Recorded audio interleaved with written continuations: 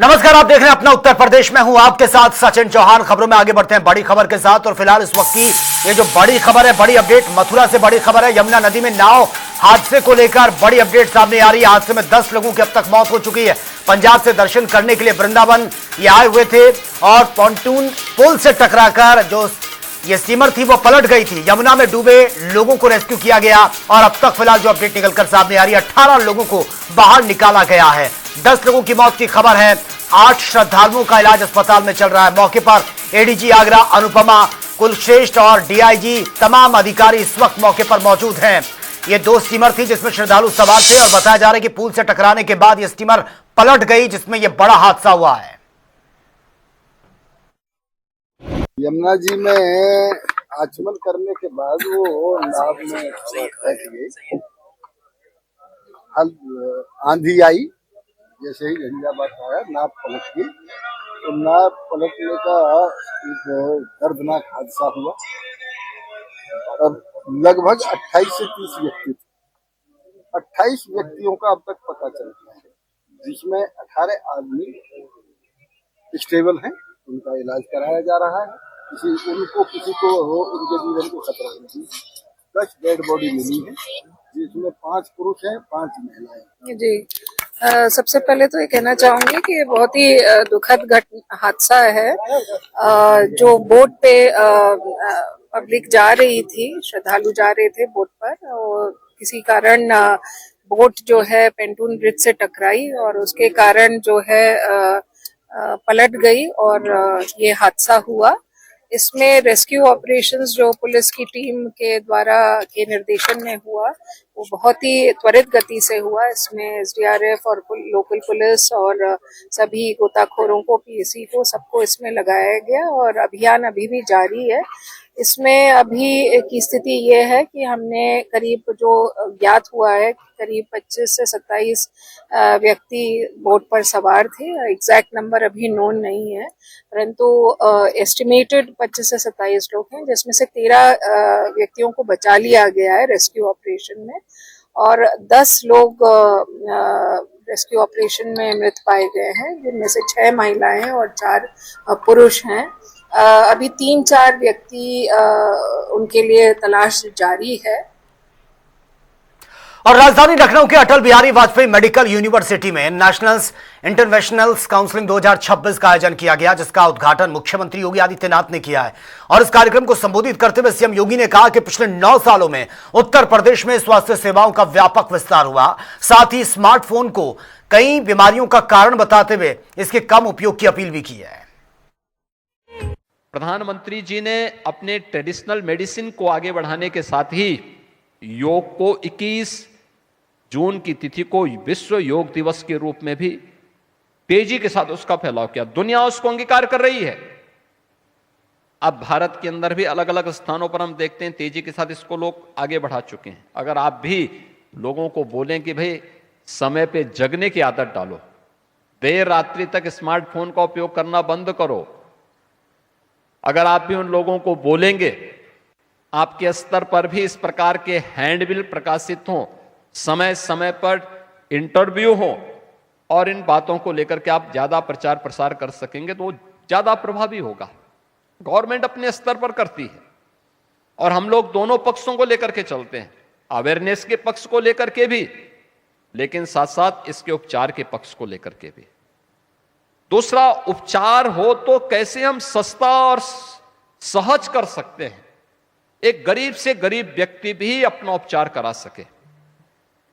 यद्यपि अभी तक ईश्वर की कृपा यह है कि गरीब को हार्ट की बीमारी कमी होती है, क्योंकि उसकी मेहनत और उसका परिश्रम उसको करता है। दूसरा यह है कि अगर किसी को हो ही गया तो उसके लिए आयुष्मान भारत की सुविधा आज के दिन पे है कि वो अपना बाईपास सर्जरी भी करा सकते। पश्चिम बंगाल चुनाव को लेकर सियासी बयानबाजी तेज हो गई है। उप मुख्यमंत्री ब्रजेश पाठक ने बयान दिया और कहा कि बंगाल और असम में हम प्रचंड बहुमत के साथ आ रहे हैं।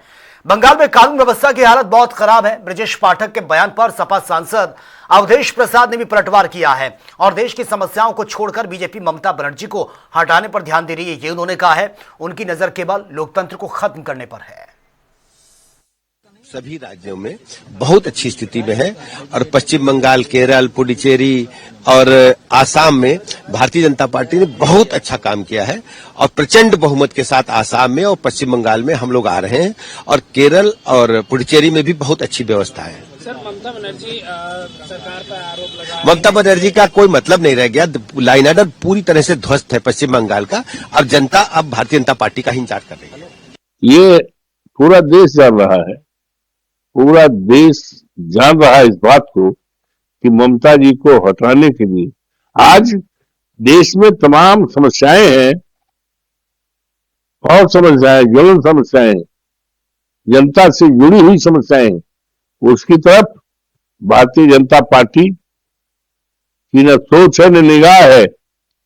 आज निगाह तो है ममता जी को हटाने का, लोकतंत्र को खत्म करने की। ये देश के लिए अच्छी शुरुआत नहीं है, अच्छी बात नहीं है, लेकिन देश की जनता महान है और मुझे विश्वास है देवतुल्य मतदाता पूरी तरह से इसका जवाब देंगे, वो तोड़ जवाब देंगे भारतीय जनता पार्टी के। उत्तर प्रदेश में आज अंतिम मतदाता सूची प्रकाशित कर दी गई है, जिसमें ड्राफ्ट सूची के मुकाबले 84 लाख से अधिक मतदाता बढ़े हैं, जिसे लेकर कांग्रेस के प्रदेश अध्यक्ष अजय राय ने एक बार फिर से चुनाव आयोग और बीजेपी पर निशाना साधा और उसे मिलीभगत करार दिया है। देखिए, ये पूरी तरीके से चुनाव आयोग और भारतीय जनता पार्टी की सरकार, मोदी की सरकार, ये मिले हुए हैं और ये लोग मिलकर पूरे सारी चीजों को ध्वस्त कर रहे हैं। और मैं इतना ही कहना चाहूंगा कि जो भाजपा कहती है, जो मोदी जी कहते हैं, वही चुनाव आयोग करता है। पहले वह नाम काटा गया, फिर चलाया गया, फिर नाम जोड़ा गया, तो ये केवल और केवल उनके हिसाब से काम करे। चुनाव आयोग पूरी तरीके से इनके साथ मिला हुआ है। श्री राम जन्मभूमि मंदिर निर्माण समिति के अध्यक्ष नृपेंद्र मिश्रा ने आज मीडिया को राम मंदिर और श्री राम जन्मभूमि परिसर का विस्तृत निरीक्षण कराया और इस दौरान उन्होंने परिसर में बनकर तैयार हुए सभी सप्त मंदिरों की जानकारी भी साझा की है। उन्होंने ये कहा कि ये पूरा परिसर केवल आस्था का केंद्र नहीं है, बल्कि सामाजिक समरसता और सांस्कृतिक एकता का भी प्रतीक बनकर उभर रहा है। आप विश्वास माने, सोच बहुत छोटी थी, परिणाम बहुत बड़ा निकला है और जो परिणाम है वो दैविक है। हम सबको प्रेरणा मिली है, केवल एकमात्र मुझे या कुछ टीम को ऐसा नहीं है। और प्रायः जब लोग यह कहते हैं तो मुझे यही याद आता है, माँ अमृतानंदमयी का एक वाक्य उन्होंने भेजा था कि आप केवल अपने को माध्यम समझिए। उन्होंने इंग्लिश में भेजा था, you are only an instrument for the completion of the temple. The temple is divine and will be completed.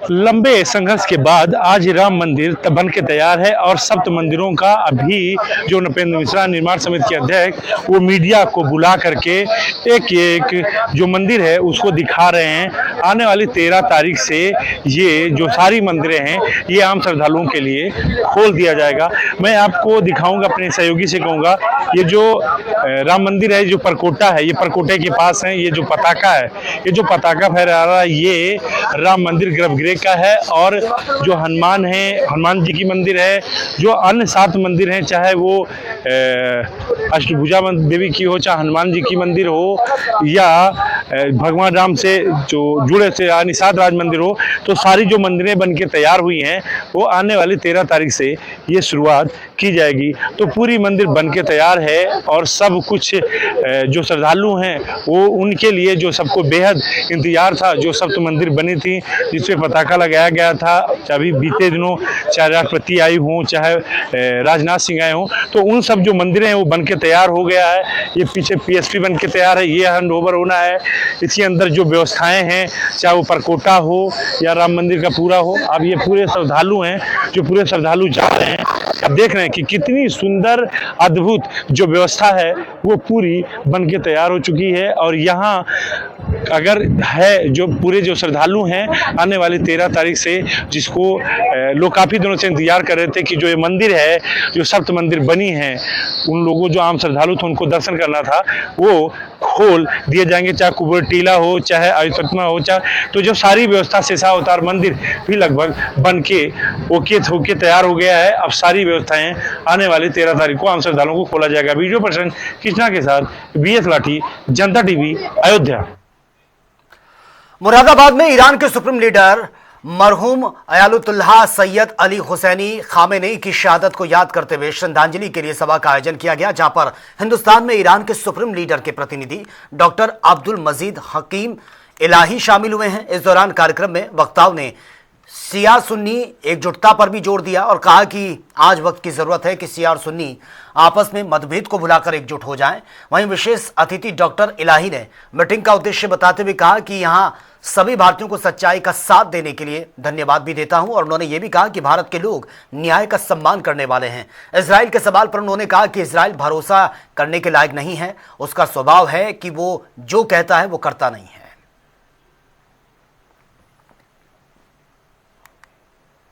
Saharanpur में गुर्जर संसद के भव्य आयोजन ये किया गया, जिसमें समाज की एकजुटता और शक्ति का प्रदर्शन ये दिखाने के लिए गुर्जर समाज के सभी दलों के नेता मंच पर एक साथ नजर आए हैं। वहीं कार्यक्रम में सपा सांसद इकरा हसन समेत सपा के राष्ट्रीय महासचिव चौधरी रुद्रसेन, बीजेपी के पूर्व सांसद प्रदीप चौधरी समेत बीजेपी विधायक मुकेश चौधरी का गुर्जर समाज ने पारंपरिक पगड़ी पहनाकर सम्मानित उनको किया है। इस दौरान सांसद इकरा हसन ने सभी का अभिवादन करते हुए कहा कि आयोजन प्रतिहार महासभा की एक सराहनीय पहल है। ऐसे कार्यक्रमों से समाज में सकारात्मक संदेश जाता है, सामूहिक चिंतन के माध्यम से बेहतर निष्कर्ष भी निकलते हैं।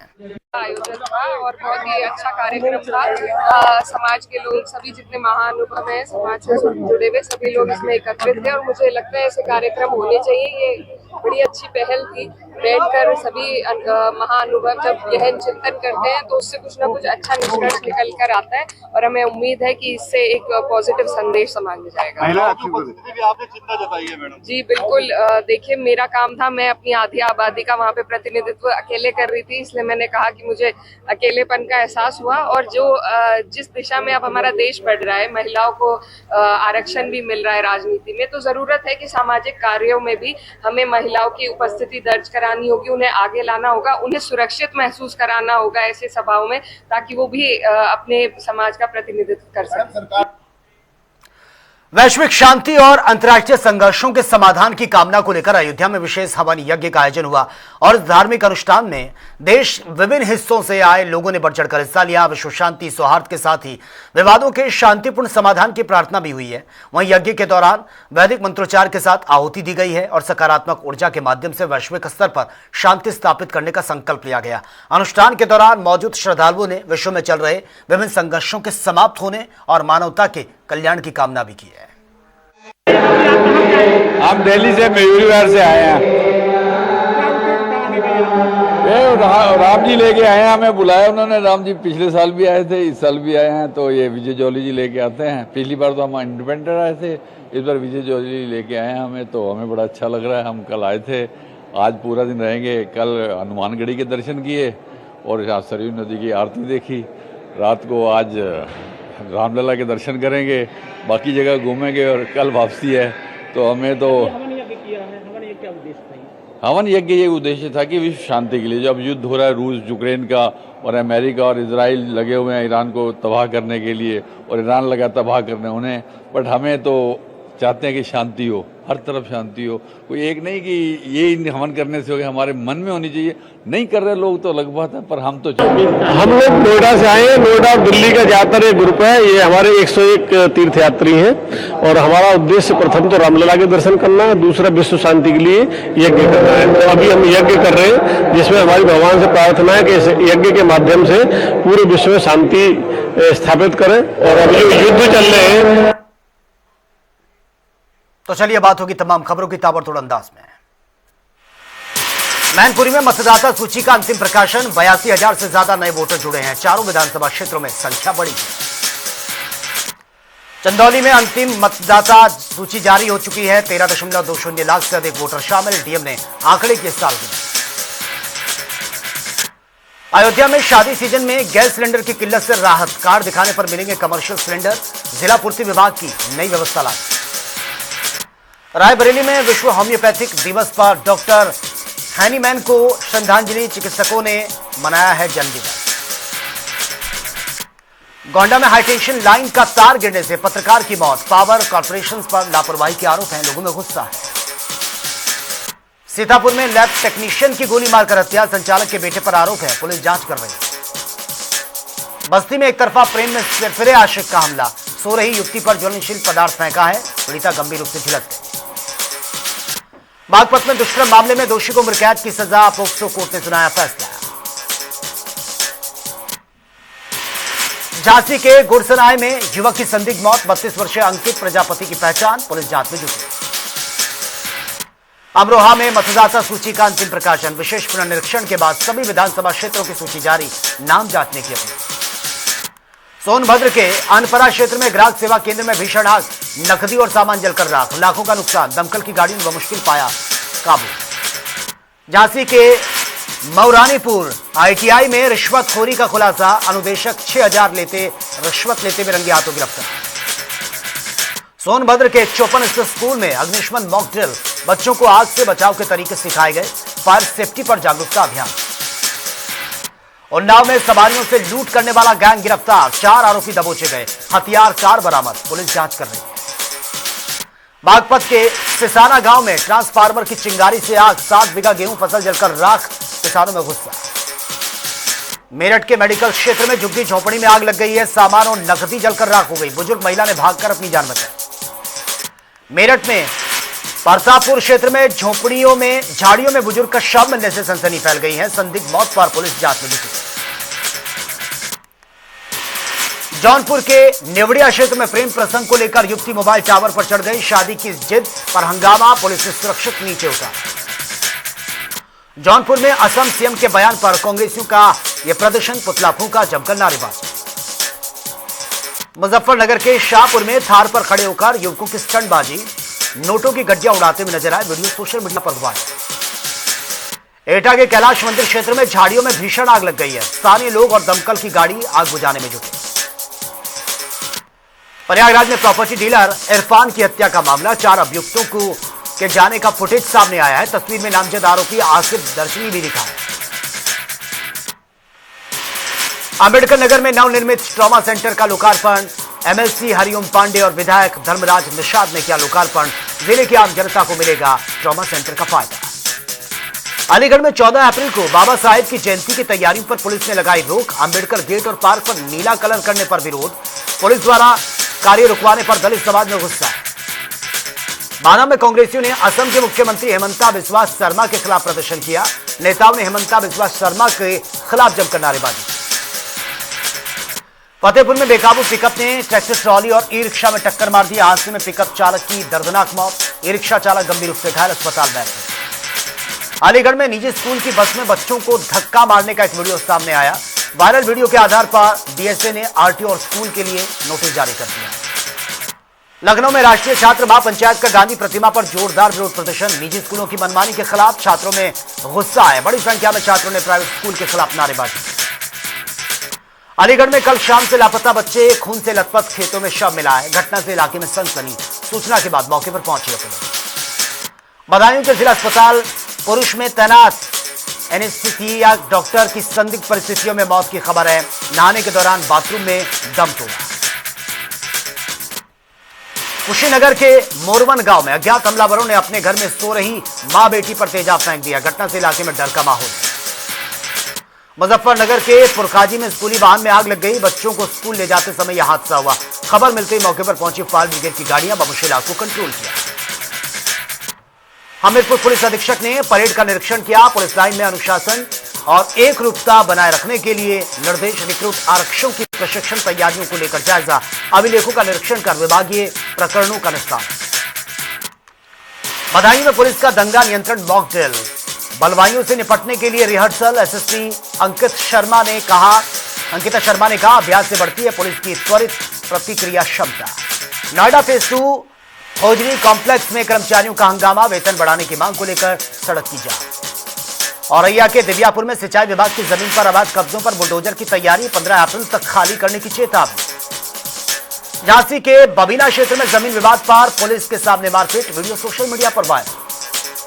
लखनऊ के हजरतगंज में एनएसयूआई का प्रदर्शन, असम सीएम के खिलाफ पोस्टर जलाकर जताया विरोध, बयान को लेकर बढ़ा है विवाद। कन्नौज में कृषक समृद्धि आयोग सदस्य का दौरा, ओलावृष्टि से नुकसान का लिया जायजा, किसानों को जल्द राहत देने का भरोसा। प्रयागराज में 1.40 करोड़ की स्मैक के साथ 3 गिरफ्तार, पुलिस ने गिरफ्तार किया, पूछताछ जारी। बलिया में माध्यमिक शिक्षक संघ का प्रदर्शन, मांगे पूरी न होने पर डीआईओएस दफ्तर पर धरना, आंदोलन तेज करने की चेतावनी। फिरोजाबाद में भीम आर्मी का प्रदर्शन, प्राइवेट स्कूलों पर मनमानी फीस और नियम उल्लंघन के आरोप हैं। हाथरस में बीएसएफ जवान अजय कुमार की ट्रेन में हार्ट अटैक से मौत, सैनिक सम्मान के साथ अंतिम संस्कार। तो फिलहाल इस बुलेटिन में मेरे साथ इतना ही, लेकिन तमाम खबरों के लिए आप बने रहिए जनता टीवी के साथ। नमस्कार।